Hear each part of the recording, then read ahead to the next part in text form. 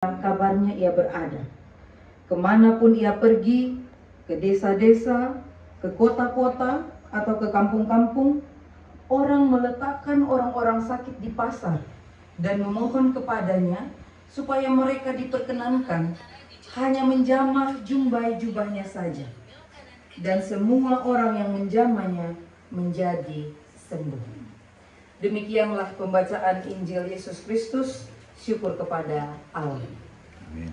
Bapak, Ibu, dan Saudara yang dikasihi Tuhan, tema kita pada malam hari ini adalah melanjutkan pekerjaan Yesus. Kalau kita lihat Injil yang kita baca, Injil Markus pada malam hari ini, maka mulai dari pasal yang pertama hingga pasalnya yang ke-9 ayat 50, itu sebenarnya bercerita tentang Yesus yang berkeliling di Galilea untuk menyembuhkan orang-orang sakit, untuk membuat mujizat, untuk memberitakan kerajaan Allah, gitu. Nah, nanti menjelang di akhirnya Injil Markus akan sampai kepada penderitaan dan kemuliaan yang akan dialami oleh Tuhan Yesus. Nah, khusus yang kita baca pada pasal yang ke-6 ini ada di dalam kelompok di mana terjadi penyembuhan, mujizat, dan perumpamaan. Yesus memperlihatkan kuasa Allah dengan menyembuhkan banyak orang dan melakukan mujizat. Makanya kalau kita lihat di perikop sebelumnya, atau masih di perikop yang sama, sebelum Yesus menyembuhkan orang di Genesaret ini, Yesus berjalan di atas air, itu mujizat. Kemudian sebelumnya lagi Yesus memberi makan 5.000 orang, itu juga mujizat. Kita mundur lagi, sebelum Yohanes Pembaptis itu dibunuh dan Yesus ditolak, Yesus mengerjakan eksorsisme, gitu ya, mengusir roh jahat dari orang Gerasa, gitu. Lalu kalau kita mundur lagi, ada banyak mujizat yang Tuhan Yesus lakukan. Yang lain lagi, Yesus menunjukkan kuasa. Kalau misalnya Mas Maxwell, kalau tahu Avatar, ini kekuatan angin, gitu ya. Yesus mampu meredakan angin ribut, begitu. Lalu ketika para murid ketakutan, di mana percayamu? Jadi luar biasa Yesus menunjukkan kuasa. Kuasa memberi makan, kuasa meredakan badai, gitu ya. Kuasa mengusir setan, gitu. Dan kuasa menyembuhkan orang-orang sakit. Sampai pada yang kita baca, itu yang terakhir. Di perikop yang ayat pasal yang ke-6, Yesus menyembuhkan orang sakit ini sudah nggak pasti spesifik sakit apa lagi. Dan udah nggak spesifik lagi harus berdiri di tempat mana. Di ayat yang ke-6 dikatakan kemanapun ia pergi. Ke desa-desa, iya. Ke kota-kota juga iya. Atau ke kampung-kampung. Kemanapun Yesus pergi, maka orang-orang yang sehat itu, mereka mengambil bagian dalam pelayanan. Mereka mengusung orang-orang yang sakit ikut Yesus. Kalau Yesus ada di dalam kampung, dibawa ke dalam kampung. Kalau Yesus ada di desa atau di kota, dibawa ke sana. Bahkan mereka juga memohon, kalau boleh, gak usahlah seperti waktu orang buta diludah di tanah, kemudian campur ludahnya lalu dengan tanah, lalu gosok di mata dan bisa melihat. Atau nggak usah juga ketika ada perempuan yang membungkuk sekian puluh tahun disentuh begini langsung bisa tegak. Nggak usah kayak gitu. Mengingat ini pergerakan Yesus cepat menuju kepada misi salib itu, dan mereka terlalu banyak, mereka memohon bagaimana kalau hanya menjamah ujung jubah saja. Dan kalau kita ke gereja, kalau kita ke Jogja, saya lupa Bu Maria Budono atau di mana, saya pernah dalam salah satu mata kuliah begitu ke sana. Nanti ada prosesi di mana mereka memegang sebuah nampan yang itu disimbolkan sebagai jubah Yesus. Nah, kita semua tuh akan menutup mata lalu mengangkat tangan gitu.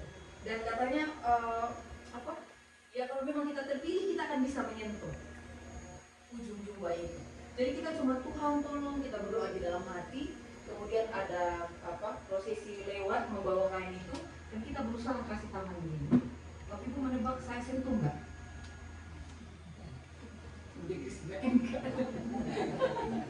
Saya sentuh Bapak Ibu. Makanya ketika histerektomi kemarin, saya sentuh kok, tetap sakit ya. Saya dapat menyentuhnya dan di situ jatuh air mata saya, dan saya ini bukan sedang memberhalakan sebuah prosesi atau sebuah liturgi, tapi ini mencoba menghayati Bagaimana ketika ada orang yang sakit, lalu Tuhan izinkan dia dalam kesakitannya itu bisa menyentuh ujung jumbo. Di situ hati luar biasa rasanya, dan memang saya menitikan air mata. Karena kan saya dalam posisi tutup mata dan berdoa dan berlutut kan, waktu prosesi itu lewat, tapi kok bisa sentuh gitu dari Tuhan. Itu pengalaman yang luar biasa, walaupun itu hanya sebuah liturgi. Jadi Bapak Ibu, kita bisa mencoba merasakan bagaimana ketika ada perempuan yang pendarahan. Dan yang namanya pendarahan ini ada orang kesehatan, dokter sih tahu pasti ada bau-baunya dan sakit-sakitnya. Itu juga risiko kedua yang dikasih dokter waktu saya berobat. Kalau nggak diangkat rahimnya akan ada pendarahan gitu. Nah, ternyata dia hitam ada penyakit dan perempuan itu dia hanya menjamah ujung jubah Tuhan Yesus, jubah itu, kemudian dia sembuh. Gimana rasanya? Sementara orang lain harus melakukan operasi besar untuk itu. Nah, Tuhan ada dalam kondisi-kondisi yang seperti itu. Karena itu malam hari ini Bapak Ibu Saudara yang dikasihi Tuhan, saya ingin bertanya kepada Bapak Ibu dan Saudara. Pendidikan, kesehatan, panti jompo, panti asuhan, menurut Bapak Ibu itu wujud atau itu wadah untuk BPI? Ini wadah di balik doa saya. Itu wujud atau itu wadah? Wujud seperti ini, atau itu wadah macam seperti wadah Yesus. Pendidikan, kesehatan, pelayanan sosial seperti panti, menurut kita itu wujud atau wadah dalam pelayanan Injil, membawa kabar baik, BPI. Wujud atau wadah? Jawab, hati jawab. Bapak saya dengan yakin menjawab wujud. Jadi dokter itu wujud ya, bukan wadah untuk mengkristenkan orang. Ya, jadi jangan marah Pak Bambang sampai pensiun nggak banyak orang Lampung yang mau jadi Kristen, karena itu wujud, bukan wadah untuk mengkristenkan. Jadi nggak bisa mengukur keberhasilan atau penyertaan Tuhan dalam profesi itu ketika Bambang kan nggak pasti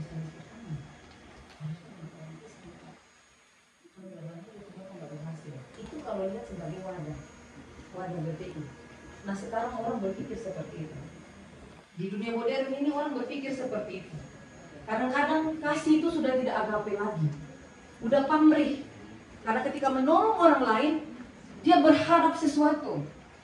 Semoga orang ini tergerak hatinya minta dibaptis. Lalu ketika orang itu sampai ditolong nggak minta baptis, kecil. Ada nggak kayak gitu di SSN Nusantara? Harusnya nggak ada. Karena saya baca Pak Pujo Suwito punya tulisan dalam sejarah yang ditulis oleh buku sejarah kurang lebih hampir 500 halaman oleh pendeta Hugerwerf itu, dalam materi pembinaannya Pak Pendeta Pujo Suwito, seorang penginjil yang berkeliling di Lampung ini, dan pasti sudah mempengaruhi pikiran banyak orang, mengatakan bahwa bukankah mereka juga adalah orang yang sedang mencari Allah. Jadi nggak usah sibuk-sibuk sesuatu yang tidak esensi. Yang esensi itu adalah tadi, apapun profesi kita itu adalah wujud PI, adalah wujud untuk menyampaikan kabar baik. Nah, kadang-kadang ini enggak, terjadi. Makanya kadang ini kan malam hari ini saya tanya ya, ini acara apa Pak gitu ya. Ada anak saya lulus spesialis penyakit dalam, puji syukur. Jadi saya bilang, ini kesempatan. Karena waktu itu saya baru berbicara dalam perempuan. Bapak Ibu sekalian belum mendengar, apalagi kalau bukan majelis. Bahkan Bude pun waktu itu untuk konsumsi ya Bude. Agak dengar lagi jadi malu gitu ya. Nggak dengar. Nah, malam hari ini lah kita kesempatan untuk mendengar. Gitu ya.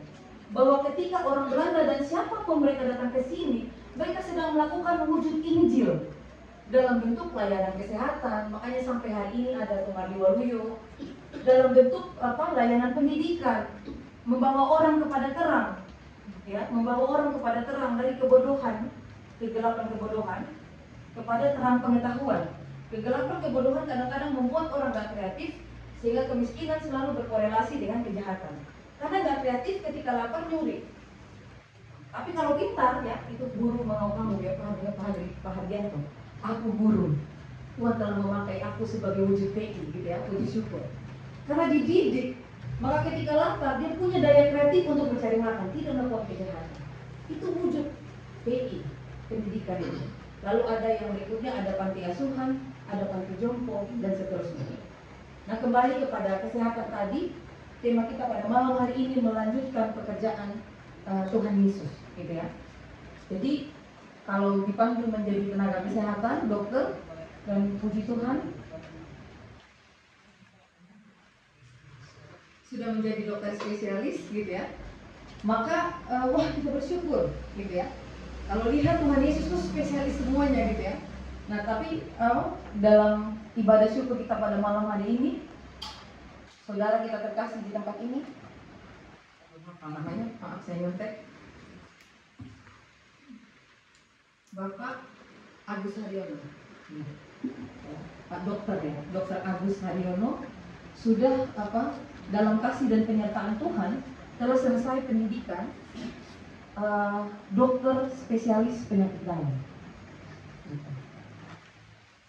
Nah, kalau tadi kita sudah sepakat, kita yakin percaya dengan iman kita bahwa profesi-profesi kita apapun itu adalah wujud kekabaran Injil, membawa kabar baik, maka malam hari ini itu adalah menjadi dasar syukur bahwa anak dari Bapak Ibu di tempat ini Tuhan pakai itu untuk menjadi alat dalam tangan kasih-Nya, menjadi wujud dari PI, gitu ya. Dari wujud dari membawa kabar baik bagi orang-orang yang dalam konteks ini adalah orang-orang sakit. Waktu itu Tuhan Yesus tidak memakai jubah dokter maksudnya. Tadi saya coba cari tahu, mungkin nanti bisa diklarifikasi. Saya baca di akhir abad 19 atau awal abad 20 baru orang mulai pakai jubah kedokteran itu. Awalnya kan yang mengerjakan kesehatan itu bukan dokter dulu ya. Bahkan ada tukang gunting, tukang lah gitu. Dan mereka hanya pakai celemek yang berwarna gelap agar darah tidak terlihat. Nah, belakangan ilmu semakin berkembang, ada kebersihan dan seterusnya yang menjadi perhatian, dan mungkin ada falsafah secara kesehatan begitu. Maka di awal abad 20 atau akhir abad ke-19 ada jubah gitu. Yang kadang-kadang itu bisa jadi sugesti. Ada orang-orang yang baru ke rumah sakit, baru masuk ke ruang dokter udah rasa sembuh. Ada nggak di antara Bapak Ibu kayak gitu? Ada. Salah satu pendeta GKSBS anaknya masih kecil. Setiap kali sakit kalau bawa ke dokter Baruyo itu, baru lihat dokternya udah sembuh dan lari-lari. Gak jadi panas tinggi gitu, gak jadi demam gitu. Jadi jubah itu tuh luar biasa pengaruhnya ya. Orang pokoknya jubah putih itu dokter. Nah, pada waktu itu Yesus tidak mengenakan jubah, belum ada. Ilmu kedokteran belum secanggih itu, dan memang Yesus adalah Tuhan ya, guru ya iya, ya tukang usir setan ya iya, ya dokter ya iya, ya semuanya. Yesus begitu. Ya ahli hukum ya iya begitu ya Yesus. Ahli pemerintahan juga iya, ahli pajak juga iya. Sehingga Yesus pada waktu itu dia tidak mengenakan jubah. Dan juga yang menjadi catatan bagi kita, jubah itu tidak seperti yang kita bayangkan sekarang. Kalau aku taruh keris dalam tas dompetku, nanti aku kaya. Kalau di NTT, pokoknya harus ada uang koin di dompet. Jangan sampai nggak ada uang, nanti nggak ada penariknya. Di Jawa gitu nggak? Jadi semiskin-miskinnya kita mesti ada uang koin satu ini Pak. Kalau Pak Tanjung ketawa, sobat tahu ada. Sobat tahu di budaya baca ada nggak kayak gitu Pak? Nggak ada ya. Tapi saya ingat sekali, teman saya di NTT tuh, pokoknya harus ada uang koin Pak, isi di dompet. Walaupun kita nggak punya uang, itu penarik uang besar. Gitu ya. Ada kuasa di uang itu. Nah, jubah ini enggak. Jubah ini enggak gitu ya, enggak begitu. Kuasanya ada pada Tuhan. Dan kuasa yang ada pada Tuhan itu adalah kuasa belas kasih. Kalau nggak berbelas kasih, ngapain aku repot-repot, udah cukuplah beberapa menyembuhkan orang sakit, orang sudah tahu saya Tuhan, saya mau segera ke Golgota ini. Saya mau buru-buru. Tapi belas kasih Tuhan kadang-kadang membuat dia melakukan sesuatu yang nggak harus dilakukan. Yang puncaknya adalah membangkitkan orang mati, sampai akhirnya itu sangat membuat orang marah dan dia menuju kepada Golgota atau Salib. Nah, jadi ketika orang menyentuh jubah, sebenarnya orang sedang menyentuh belas kasih Allah. Yang menyembuhkan orang itu adalah belas kasih Allah. Kenapa kalau kita sakit memang? Kenapa kalau kita harus mati karena penyakit? Kita ada dalam dunia, kita bukan berasal dari dunia. Apa? Bahkan Lazarus yang bangkit itu pun tetap mati pada akhirnya. Jadi bukan masalah bangkit, bukan masalah mati, bukan masalah sembuh. Bukan. Tapi itu masalah belas kasih. Karena bisa saja jalan Via Dolorosa kita adalah sakit menuju rumah Bapa.